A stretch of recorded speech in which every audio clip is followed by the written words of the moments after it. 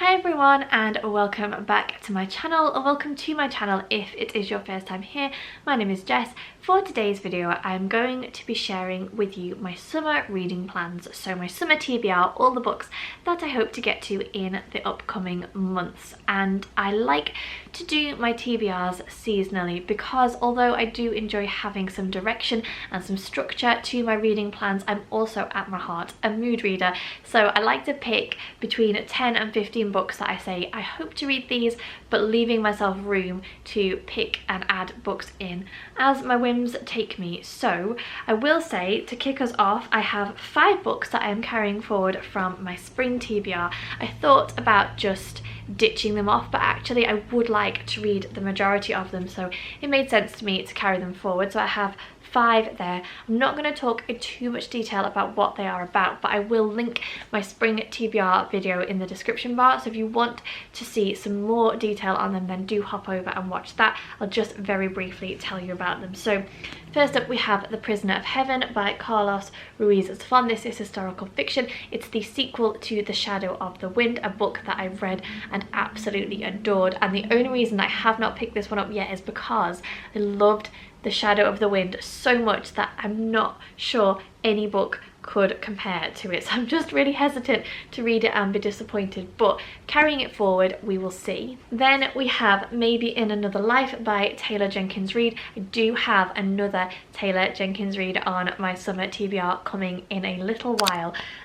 This one, she is fast becoming one of my favourite authors. I read Daisy Jones and the Six, then I read The Seven Husbands of Evelyn Hugo, and I adored both of those books. This is one of her earlier works. It's contemporary. It's about a young woman who basically at 29 has no idea what she wants to do with her life, and we follow 2 possible outcomes of a decision that she makes one night. As I say, I love Taylor Jenkins Reid. I have another book of hers to add to my TBR. This one is probably one that I'll almost certainly pick up.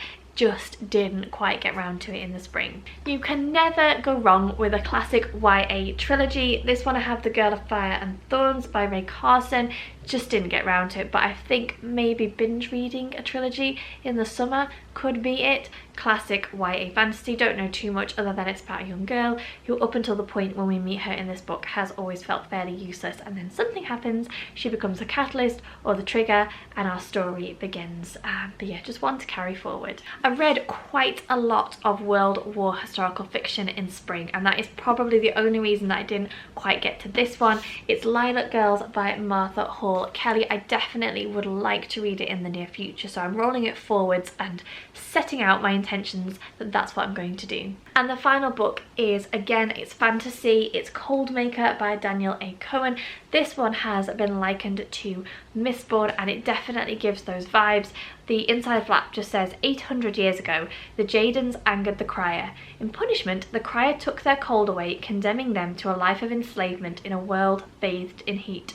Or so the tale goes. Again, just didn't really feel this in the spring, but I'll roll it forwards and we will see how I get on. So they are very quickly the 5 books that I'm rolling forwards. I'm not prioritising any of them necessarily, we'll just see how the mood goes. The next 5 that I'm going to talk about were all thrown up by my random book generator. So if you don't know, I entered all my unread books into a spreadsheet, and then I use a random number generator to suggest some books for me. Now, in the spirit of transparency, my random number generator, why is that so difficult to say, did throw up the start of a few series, and I ignored those because I'm not really in the mood to start any massive series. I'm currently doing a reread of The Realm of the Elderlings by Robin Hobb, which I'll talk about in a moment.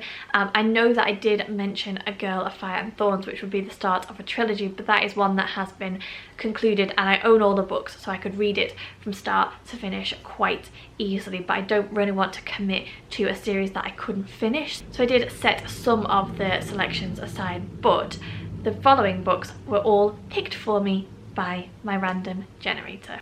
So the first book is The Wonder by Emma Donoghue. This is historical fiction set in Ireland in 1859. We have a young nurse called Lib who is sent to a rural village in Ireland to watch over 11-year-old Anna. Anna is a young girl that has apparently not eaten anything since her last birthday 4 months previously, so her parents claim. And Lib and a local nun basically take it in turns, take it in shifts to watch Anna and see, is she eating, is she somehow getting food, or how is she surviving without having eaten anything, and the fallout from that. And I think that Anna is becoming something of a local legend. People are looking on her and thinking it's some kind of miraculous thing that's happening, and we begin to uncover, is that actually the case? I think there may also be some kind of psychological thriller element to this book. I'm not really sure.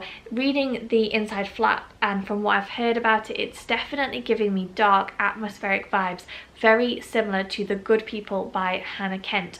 So I'm not sure. I will obviously report back to you when I have read it, but very, very intrigued by this one and looking forward to picking it up. Next we have American Gods by Neil Gaiman, and this is one that I am quite apprehensive about because I've only previously read one Neil Gaiman book, which was The Ocean at the End of the Lane, and this book is easily several times the size of that one. And I've also heard very mixed things from people who have enjoyed Neil Gaiman's other books. So this is urban fantasy. It's a road trip journey type story. We follow Shadow, whose wife dies in a mysterious car crash days before his release from prison, and on his way home he meets someone called Mr. Wednesday, a figure who claims to be a refugee from a distant war, a former god, and the King of America. Go figure. And Mr. Wednesday and Shadow team up and they go on a journey that takes them across America, and the story kind of unfolds from there. As I say, I'm apprehensive because not only is this book massive and the writing is quite tiny in this copy, I have heard mixed things. It's obviously also a TV series, so I'm intrigued to read it and then watch the TV series.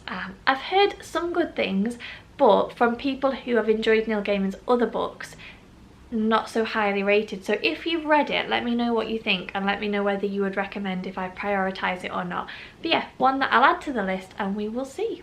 Next up we have Found Wanting by Robert Goddard. I have a feeling that this was on my TBR several seasons ago and clearly I didn't get round to reading it, but it's been a while since I've read a Robert Goddard book and I do enjoy his writing, so we will see how I get on. This one is about a guy called Richard who out of the blue one day receives a request from his ex-wife. Her most recent ex-husband, an old friend of Richard's, is dying and he needs a favour. And then let me just read the back because I'm not sure that I can do this justice. Immediately, Richard is catapulted into a breathless race against time that takes him from London across Northern Europe and into the heart of a mystery that reaches back into history, the fate of Anastasia, the last of the Romanovs. From that moment, Richard's life will be changed forever in ways he could never have imagined. I mean, looking forward to it. I do like Robert Goddard's writing. I like the twists and turns that his stories take. He tends to write psychological thriller books, but ones that are a little bit milder than others that you might typically find in this genre. And as I say, it's been a while since I picked one of his books up, so hopefully this time will be the one.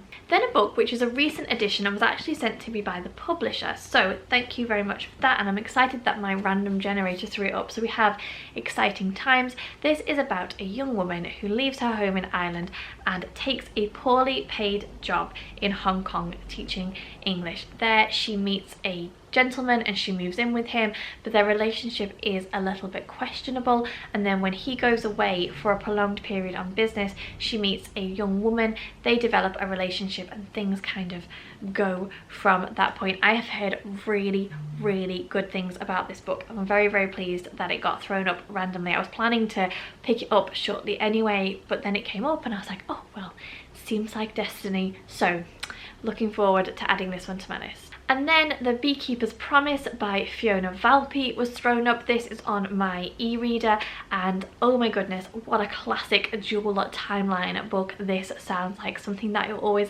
love to read. So we have Abby, who is heartbroken and looking for a fresh start, and she takes a summer job in rural France. And then we have a historic timeline set in the late 1930s. Eliane tends beehives in the same rural village that Abby goes to, but the threat of war is looming in France, and somehow these two women's lives are going to collide, something like that. I don't think that I have ever read a Fiona Valpy book before, so I'm looking forward to it. It's one that I've actually had on my Kindle for an awfully long time, and I decided to add my Kindle books to my unread TBR spreadsheet quite recently. It's not something that I'd done before. I just tend to dip in and out of the books on my Kindle, but I'm actually quite pleased because I remember downloading it a good couple of years ago, so I'm pleased that it's come up. And obviously Fiona Valpy has written quite a few books, so if I get on with her writing style, the possibilities then become endless. So yeah, one that I'm pleased to have been picked for me.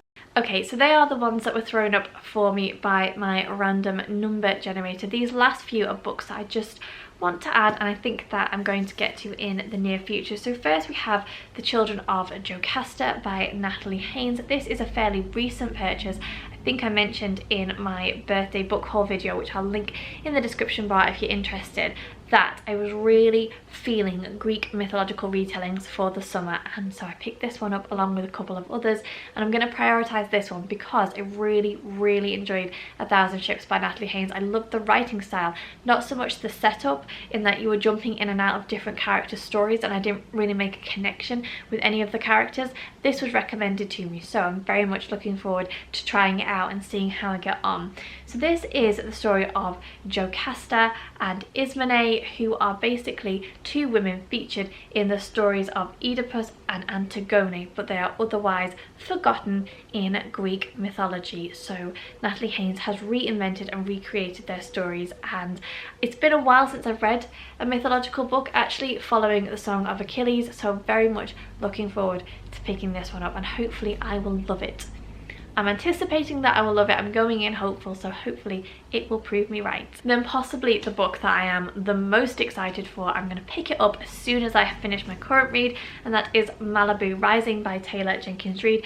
Talked about Taylor Jenkins Reid earlier, said that she was one of my new favourite authors. I'm so excited for this. I'm going to read the inside flap because I just cannot contain my excitement. Malibu, August 1983. It's the day of Nina Reaver's annual end of summer party, and anticipation is at a fever pitch. Everyone who's anyone wants an invite to catch a glimpse of the famous Reaver siblings. Nina, the talented surfer and supermodel, brothers Jay and Hood, one a championship surfer, the other a renowned photographer, and their adored baby sister Kit. Together the siblings are a source of fascination in Malibu and the world over, especially as the children of the legendary singer Mick Reaver. By midnight, the party will be completely out of control. By morning, the Reaver mansion will have gone up in flames. But ahead of that first spark, in the early hours before dawn, the alcohol will flow, the music will play, and the loves and secrets that shaped this family will all come bubbling to the surface. Oh, it just sounds so good, and knowing what I know about how much I loved Daisy Jones and how much I loved Evelyn Hugo, I just have such high expectations for this book. I think it's going to be the perfect summer read. I just think I'm going to love it. And I'm so excited to have added it to my TBR. And then the next book I'm adding, it's the June pick for my book club, which is just one more page book club. Obviously I will have one book a month to read for that, but I wanted to mention it just because it is going immediately onto my TBR, and that is The Murder of Roger Ackroyd by Agatha Christie. I have to admit that this is my first foray into Agatha Christie's books. I have never read one of her books before. I've watched the TV series based on her books, and I've watched some of the movies that have been created, but I've never actually read one of her books, and I've always been a little bit embarrassed by that. So I'm very excited that as a group we have decided we're going to pick this. Obviously I will have books for July and August, but I don't know what they are yet, so just adding this one on. So this is apparently one of Agatha Christie's most memorable books, one of her most controversial, one of her most impactful, and the ending is meant to be absolutely jaw-dropping. gripping and incredible. So going into this with quite a high level of expectations. So it's set in a sleepy English village, and the inhabitants of this village are left stunned when attractive widow Farah dies, apparently of an overdose, and then within 24 hours her fiance Roger Ackroyd is found murdered, and thus our mystery begins. Honestly, very, very excited to dip my toe into the world of Agatha Christie's writing. I really hope that it doesn't disappoint. This certainly sounds like it's going to be incredible, and I'm looking forward to seeing what I think, and I'll obviously let you know in due course. But yeah, very pleased to be adding this to my list. And the final book that I'm really quickly going to mention is Ship of Magic by Robin Hobb. This is book 1 of the Live Ship Traders. I feel like a broken record because I'm constantly talking about these books, but I'm making my way through Her Realm of the Elderling books, and I'm reading them in the order that they're meant to be read. I originally read most of the books featuring Fitz and the Fool and then dipped into the other ones. Some of the series, some of the trilogies I have read and some I haven't. Some I've started and some I haven't finished, and so it's all a little bit of a mess. So I've gone right back to the beginning and I'm just doing a solid reread. So I'm just about to finish, in fact it's here next to me, I'm just about to finish Assassin's Quest, which is the final book in the first Farseer trilogy. Absolutely loving this. Love Robin Hobb's writing so much. And then the next one will be Ship of Magic. So at some point in the summer I will start this. Whether I read any more, I don't know, but my intention is that at some point in the next 3 months I will pick this one up. So this trilogy, I've read book 1 and book 2, but I haven't read book 3, so it's quite exciting in that it's sort of a reread and then sort of a finishing of something. So this one is set in the Rain Wilds, and it focuses predominantly on the magic ships that they are able to create using wizard wood, and basically the ships have a sentience once they are created. So they have a figurehead and they have a sentience and a presence, and that's all I can really remember about it. It's been quite a while since I read this, maybe 4 or 5 years. So yeah, very much just looking forward to jumping into the next stage of my Realm of the Elderling read slash reread. So it's very confusing when I try to explain where I'm at with that. And that is it. That is my summer TBR. There are actually, I think, 14 books on the list, and I did say at the start that I generally picked 10 to 12. I don't anticipate that I will necessarily read them all. I would love to read them all and then some. And I do actually have a week of annual leave as this video is going up, and I'm planning to do not much else other than toilet train our new puppy and read. So who knows, maybe I'll make some serious headway. But do let me know if you have read any of the ones that I am adding to my TBR. Let me know if you think I should prioritize any, if I should maybe push some to the back of the queue and move some up. Always love to chat more with you in the comments. As always, thank you very much for watching. If you enjoyed this video, give me the thumbs up, subscribe to the channel, all the usual stuff. I hope that you are all keeping safe and well. Take care, and I'll see you soon.